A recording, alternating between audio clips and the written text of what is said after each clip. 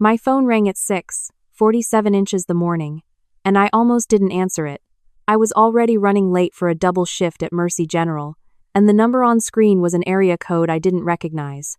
I picked up anyway because something about the timing felt off. Wrong hour for a spam call. Wrong feeling in my stomach to ignore it. The man on the other end introduced himself as Gerald Pruitt, an estate attorney based in Savannah, Georgia. He spoke the way lawyers speak when they're delivering something large carefully. Like the words themselves had weight and he was worried about dropping them. He told me that my grandmother, Loretta Mae Voss, had passed away 4 days earlier at 81 years old. He told me she'd been in declining health for the better part of a year, and then he told me she'd left nearly everything to me. I had to sit down on the edge of my kitchen counter to hear the rest of it. The estate was valued at approximately $62 million. That included a commercial property portfolio across 3 counties in Georgia, a historic home in Savannah's landmark district, a lake house in the North Georgia mountains, and liquid assets in a trust that had been quietly accumulating since before I was born. Gerald said my name was the only one on the primary documents. He said it twice, the way people do when they want to make sure you heard something correctly the first time. I had heard it. I just didn't know what to do with it yet. My grandmother and I had always had a different kind of relationship than most people understood.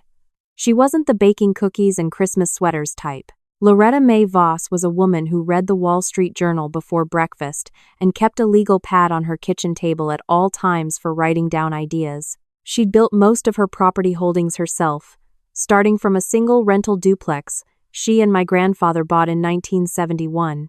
He died when I was 4. She kept going. When I decided to go into emergency medicine, she sent me a card that just said, "Good. Now don't let anyone tell you what you're worth." I'd kept it in my wallet for 3 years. My brother had a different relationship with her. Marcus is 7 years older than me and has always assumed that seniority meant something. He'd positioned himself as the responsible one, the one who checked in on her during the last few years of her life. He organized the holiday visits. He made sure her yard was mowed. He called it being devoted. I called it being strategic, though I'd never said that to anyone out loud. I asked Gerald when we could meet in person. He said as soon as I could make it to Savannah. I told him I'd be there by Thursday. I hung up and stood in my kitchen for a long moment, staring at the refrigerator without seeing it. $62 million, my grandmother's lifetime of work, handed to me in a phone call before 7 in the morning while I still had sleep creases on my face. The first thing I thought about wasn't the money. It was Marcus.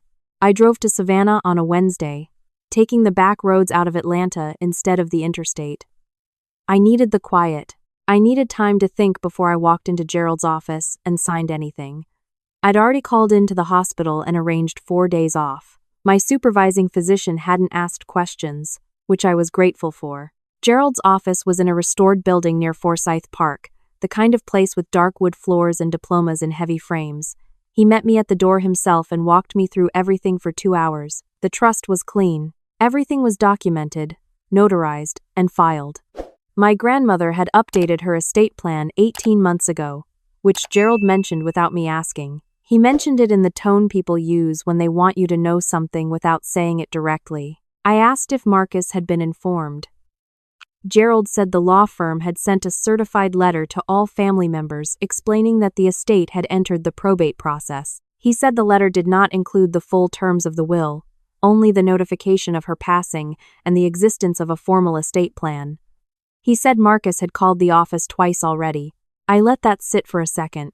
Twice. My grandmother had been gone 4 days. I didn't sign everything that day. Gerald advised me to take 24 hours, review the documents he'd given me, and come back in the morning with any questions. I appreciated the professionalism. I checked into a small hotel on the edge of the historic district, ordered room service, and spent the evening going through every page. It was all exactly what he'd said.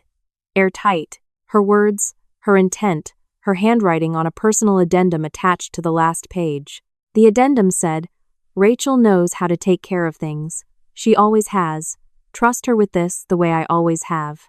I read it 3 times. Then I set the papers aside and cried for a while, which I hadn't done yet since Gerald's call. $62 million is an abstract number until you're holding a piece of paper with your grandmother's handwriting on it. The next morning, I went back to Gerald's office and signed. I was 2 blocks from the office, walking back to my car with a folder of copies tucked under my arm when my phone lit up with Marcus's name. I stared at it for a half second. "He never called before 10 in the morning," I answered. "I heard you're in Savannah," he said. "No, hello." I told him I was. I asked how he knew. "Doesn't matter," he said. "We need to talk about Grandma's estate. I've been trying to reach that attorney and he's being very tight-lipped." "That's his job," I said. His voice shifted into the register he uses when he's pretending to be reasonable.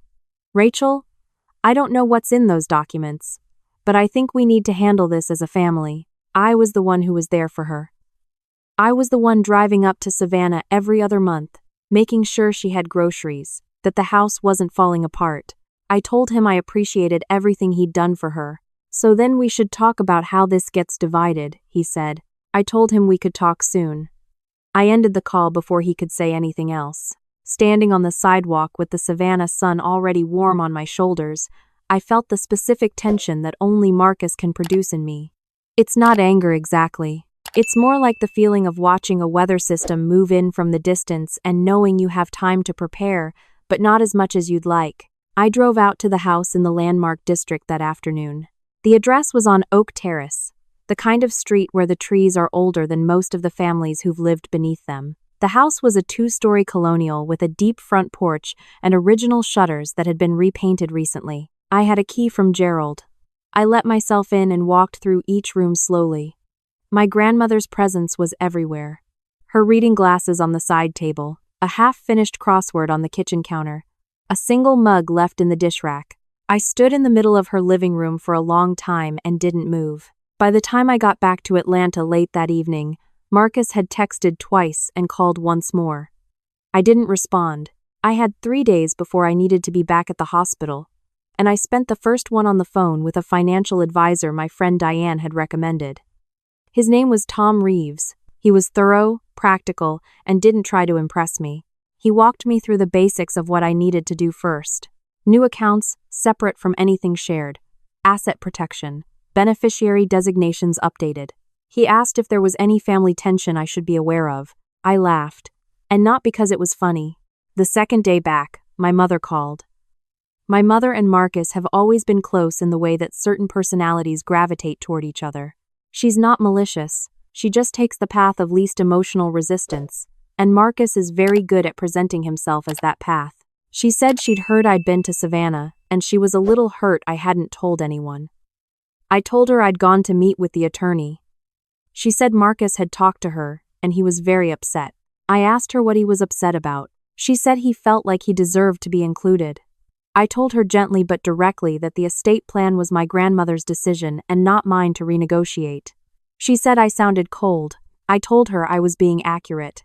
We ended the call without resolving anything, which is pretty standard for us when Marcus is involved. That afternoon, Diane came over and sat at my kitchen table while I paced. She's been my closest friend since our first year of residency, and she's the kind of person who lets you talk without filling every silence. I told her about the inheritance, the call from Gerald, the addendum with my grandmother's handwriting. I told her about Marcus's calls. She listened to all of it and then said, "How long before he does something dumb?" I said I was guessing about a week. She said she'd bet on 5 days.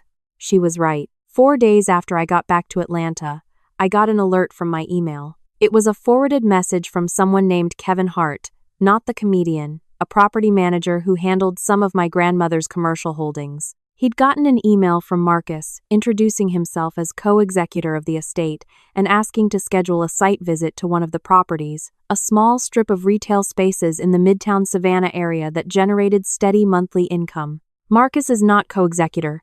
There is no co-executor. Gerald is the estate's appointed executor. I called Gerald immediately.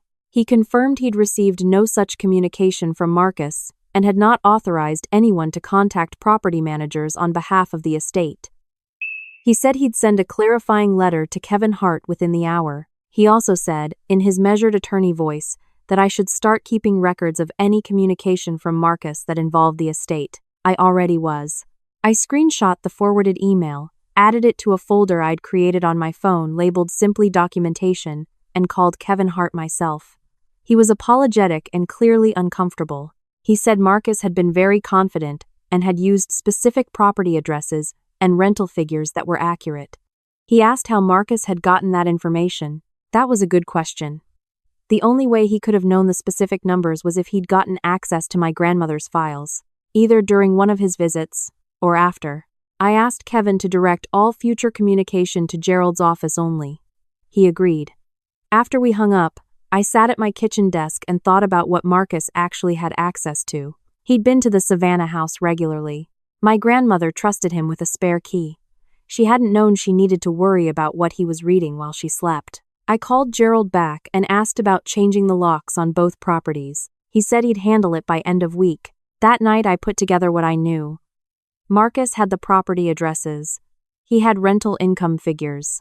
He was presenting himself as having authority he didn't have, and he was moving fast, which meant he was either very confident or very panicked. In my experience, those two things look almost identical from the outside. I went to bed with the documentation folder already holding 7 items. The next week at the hospital was busy in the way emergency departments always are, which helped. 12-hour shifts have a way of compressing everything outside them into a narrow band of time that doesn't feel quite real. I worked. I focused. I let the rhythm of the department carry me through the days. But Marcus didn't stop. My colleague Adrian pulled me aside in the break room on a Tuesday and looked uncomfortable in a way I hadn't seen from him before. He's a hospitalist, 3rd year, and we'd worked together enough that I trusted his instincts. He said a man had called the department line asking to speak with someone about my current situation. He described himself as my brother and said I was dealing with a family crisis that might affect my ability to perform my duties. I stared at Adrian for a long second. He said the charge nurse had taken down the caller's name and number and passed it to the department chief as routine protocol. He said he thought I should know before I heard it from administration. I thanked him and went straight to the chief's office. Dr. Patricia Solano is not someone who enjoys drama. She looked at me over her reading glasses and slid the message slip across the desk before I could say anything. She said she'd done nothing with it. She also said that in her 20 years of running departments, family members who called workplaces were either genuinely scared or genuinely manipulative, and this one didn't sound scared. I told her the situation briefly. Inheritance, estate. Brother who disagreed with the outcome. She nodded once and said if anyone called again, they'd be told to contact HR. She said my work had not been a concern and would not become one based on a phone call. I thanked her and left her office feeling something between rage and exhaustion. The documentation folder now had 9 items. I called my attorney that evening. Not Gerald, who was managing the estate, but a separate attorney I'd hired for personal representation. Her name was Simone Aldridge, a woman in her early 50s who specialized in asset protection and had been referred by Tom, the financial advisor. Simone was exactly the kind of person you want when things start escalating. She listened to everything I told her, made precise notes, and then said 3 things. First, Marcus had likely violated no laws yet, but was building toward it. Second, the workplace call was harassment and now documented. Third, I needed to get ahead of him in the spaces where he was gaining ground. She asked where he was spending his time lately. I said I didn't know exactly. She said to find out. I reached out to a cousin who stays out of family drama by general preference but answers my texts reliably. She said Marcus had been in Savannah twice in the past 2 weeks. She said he'd had dinner with a man she didn't recognize, someone older, business-looking. She said she'd only seen them from across the restaurant and hadn't thought anything of it until I asked. I thanked her and added that detail to the folder. The next piece came from an unexpected direction. A woman named Claire Dunbar sent me a connection request on LinkedIn, followed by a short message. She said she'd been approached by a man named Marcus Voss regarding a boutique property investment group he was forming in the Savannah area. He'd mentioned that the group had access to a portfolio of commercial and residential properties that were transitioning ownership. He'd mentioned my grandmother's name. He'd also mentioned mine. He had told Claire that I was a silent partner. I read that message 3 times. Then I forwarded it to Simone. She called me within 15 minutes. "This is the move," she said. "He's building a narrative that ties you to whatever he's setting up. If he can make it look like you're involved, even loosely, he gains credibility he doesn't have." I asked what we should do. She said we were going to send letters. Multiple letters, to multiple people, in multiple directions, all at the same time. While Simone drafted, I did my own work. I found the LinkedIn profiles of 3 other people who appeared to be connected to Marcus's activity, locals in the Savannah real estate scene, who'd liked or commented on posts where Marcus had made oblique references to new ventures launching this fall. None of it named me specifically, but the language matched what Claire had described. I messaged each of them directly. Polite, professional. 5 sentences. I explained that I was the sole heir of the Voss estate, that no investment group had been authorized by me or the estate, and that any representations made to that effect were inaccurate. I included Simone's contact information and offered to verify everything in writing. 2 of them responded the same day. One of them said he'd already committed to a meeting with Marcus but would cancel it. The other said she'd suspected something was off and was relieved to have confirmation. The third didn't respond, which told me something too. Simone's letters went out Thursday. Cease and desist, formal and clean. 1 to Marcus's last known address.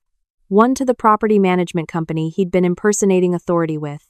1 to a small business services firm that had apparently been helping him draft operating agreements for this investment group that didn't exist. Friday afternoon, Marcus called me.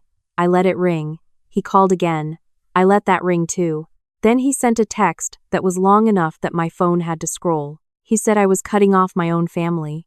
He said our grandmother would be ashamed of how I was handling this. He said he'd given years of his life to her, and that the will was the result of my influence, that I'd been working on her for years while he was doing the real work. He said I would regret treating him this way and that he had documentation of his own.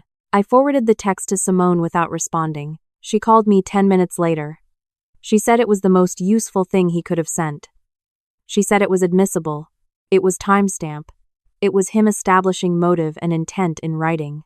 She said, and I could hear the professional satisfaction in her voice, that this was exactly what she needed. My mother called that evening. Her voice was quieter than usual. She said Marcus had told her I'd sent him legal papers. I told her I had. She said she didn't understand why it had gotten to this point. I told her it had gotten to this point because Marcus had contacted my employer, impersonated authority over the estate, and was attempting to use my name to launch an investment group without my knowledge or consent. I said it slowly and clearly because I wanted her to hear each part. She was quiet for a moment. Then she said, "He just wants to feel like he's part of it." I told her I understood that. I also told her that wanting to be part of something didn't give him the right to fabricate it. She didn't have a response to that. We ended the call and I sat at my kitchen table with both hands flat on the surface, staring at nothing. My friend Diane came over that night. She brought takeout and did not ask me to talk about anything until I was ready. When I was ready, I told her everything that had happened since the LinkedIn message from Claire. She listened without interrupting, which I appreciated more than I would have been able to say out loud. When I finished, she said, "He's running out of ways in." I said I thought so too. But I also knew Marcus well enough to know that running out of ways in only made him more inventive about finding new ones. He proved that 3 days later. I came home from a night shift to find a handwritten note tucked into the handle of my apartment door. It wasn't Marcus's handwriting. It was printed in block letters on a plain piece of paper. It said, "The attorney she hired has a conflict of interest. Ask her who she's worked for before." No signature. No explanation. I stood in my hallway for a minute with the note in my hand. Then I photographed it, added it to the documentation folder, and sent it to Simone. Her response came 45 minutes later, which for 6 inches the morning was fast. She said she had no conflict of interest, that her record was clean, and that this was a pressure tactic. She said whoever left the note wanted me to doubt my own representation. She told me not to. I wasn't going to. But I did pull her records myself, which took about 20 minutes and confirmed what she'd said. The exercise wasn't about distrust. It was about being thorough. There's a difference. The note went into the documentation folder as item 19. By now, I had almost a month of material. Simone said it was enough for a restraining order if Marcus's behavior continued or escalated. She said it was certainly enough for a civil harassment claim. She asked me what I wanted the end result to look like. I thought about that seriously before answering. I didn't want Marcus in prison. I didn't want him destroyed. What I wanted was for him to stop, For him to understand that there were walls around what I'd inherited that he could not get through, no matter how he angled his approach, and that every attempt he made was being recorded, filed, and used against him. I told Simone I wanted containment. She said she could do that. The next week was quiet in the particular way that the eye of a storm is quiet. No calls from Marcus. No new contacts from people he'd approached. My mother texted once to say she hoped things would settle down. I told her I hoped so too, and meant it. I drove down to Savannah on a Friday afternoon with no specific agenda except to walk through both properties and clear my head. The house on Oak Terrace looked the same as the first time. The new locks Gerald had ordered were installed on both the front and side doors. I sat on the porch for a while and watched the neighborhood move at its particular unhurried pace, the kind of afternoon specific to the South in early fall, air cooling but not cold yet, light lasting longer than you expect. I thought about my grandmother building all of this. The duplex in 1971. 50 years of decisions, each one compounding into the next, until there was enough to change the shape of a life. Mine now, the commercial properties were a 10-minute drive. Kevin Hart met me there in person, which I appreciated. He showed me around each unit, walked me through the current leases, pointed out what had been recently renovated and what would need attention in the next couple of years. He was straightforward and professional and seemed relieved that the situation had been clarified. He said Marcus had not attempted to contact him again after Gerald's letter. Good, I said. On the drive back to Atlanta, I called Gerald to check in on the probate timeline. He said everything was moving smoothly. He said there had been no formal challenges to the will, which he didn't expect at this stage but had been watching for. He said the estate should be fully transferred within 90 days. I asked if Marcus could still challenge the will after transfer. Gerald said challenges were possible but had a specific window and required specific legal grounds. He said my grandmother's addendum, her legal mental state at the time of signing, and the 18-month gap between the update and her death all worked significantly in my favor. He said he did not anticipate a successful challenge. I thanked him and kept driving. Simone called the following Monday with an update I hadn't expected. She said she'd gotten a call from the business services firm that had been working with Marcus on his operating documents. The firm said it was severing its relationship with him. They said they'd received her cease and desist letter, looked into the claims, and decided they didn't want the liability. She said this effectively ended his ability to incorporate his investment group through legitimate channels in Georgia. That was 2 avenues closed. The property manager contact. Shut down. The investment group infrastructure. Shut down. The people he'd been approaching. Warned. His professional credibility in Savannah's real estate circles, compromised by the paper trail he'd created himself. Diane had said 5 days. She'd been right about the timing of his first move. But the whole arc had taken closer to 6 weeks. 6 weeks of documentation, letters, careful phone calls, and the very specific discipline of not reacting out of anger. The formal notice came the following week. Simone had filed a comprehensive civil harassment complaint based on everything in the documentation folder. The workplace call to Dr. Solano. The impersonation to Kevin Hart. The LinkedIn misrepresentation to Claire Dunbar. The text message establishing intent and motive. The anonymous note, which handwriting analysis confirmed was written by a left-handed adult, and Marcus is left-handed. 19 separate items, organized chronologically, sourced and timestamped. Marcus's attorney reached out to Simone within 48 hours. I will say this for attorneys. They have a way of accelerating the timeline of situations that personal confrontation tends to drag out indefinitely. Marcus's attorney was a man named Dale Fitch who specialized in, and I'm paraphrasing Simone here, being retained by people who overestimated their position.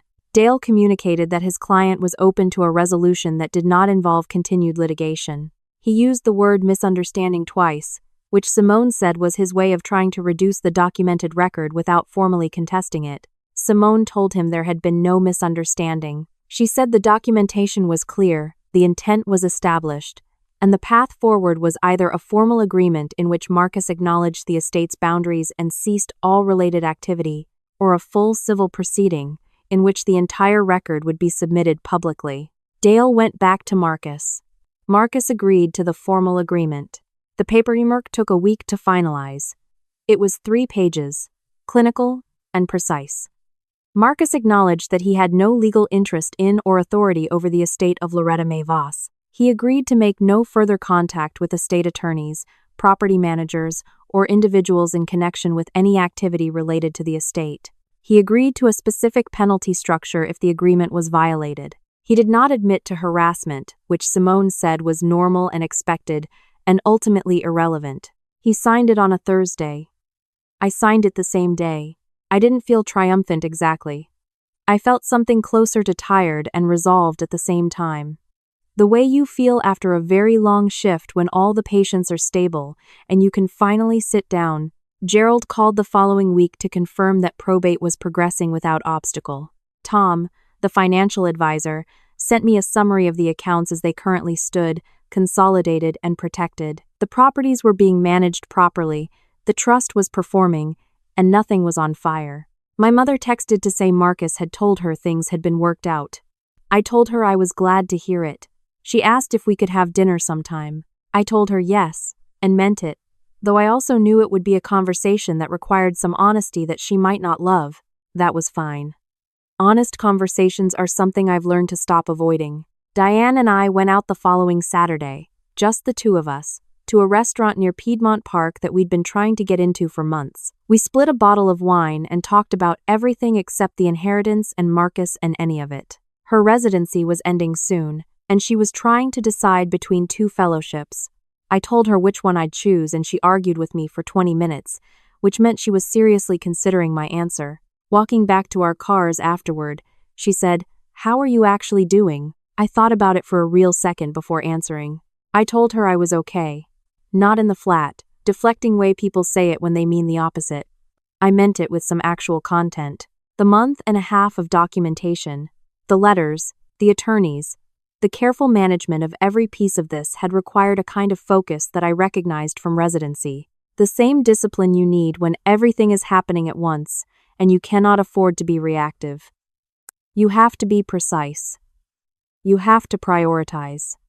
You have to trust that the system works if you work it correctly. My grandmother had built $62 million the same way, one decision at a time, over 50 years, with patience that I was only beginning to understand. I drove back to my apartment on streets that were familiar and ordinary in a way I was newly grateful for. My work bag was by the door for a morning shift. My phone had a notification from Tom about an account update I'd asked for. The documentation folder on my phone, 19 items, was still there, but it had been quiet for 2 weeks. Somewhere in Savannah, the house on Oak Terrace was locked and maintained. The commercial units were occupied and generating income exactly as they had been when my grandmother was alive. The lake house in the mountains was ready for whenever I had 4 days and the sense to use them. I had not been given this because I was lucky. My grandmother had been deliberate about every decision she ever made. The addendum on that last page of her estate documents had not been an accident. Rachel knows how to take care of things. She always has. I had not understood what she meant until I'd spent 6 weeks proving it. The morning shift started at 7. I set my alarm, turned off the kitchen light, and for the first time in longer than I could clearly remember, fell asleep without running through the next problem before I'd finished solving the last one. Some inheritances are about money. Some are about what the person who left it knew about you that you hadn't fully learned yet. I think mine was mostly the second kind, and I think I was finally starting to understand the difference.